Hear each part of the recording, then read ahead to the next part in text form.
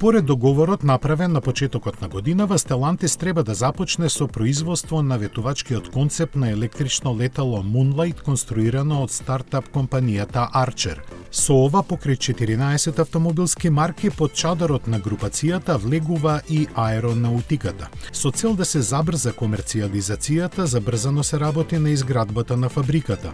Првата градежна фаза во американската сојузна држава Џорџија треба да биде завршена кон крајот на оваа година. Производствениот капацитет е дизајниран да произведува до 650 летала годишно. Archer Midnight е дизајниран за да превезува 4 патници плюс пилот.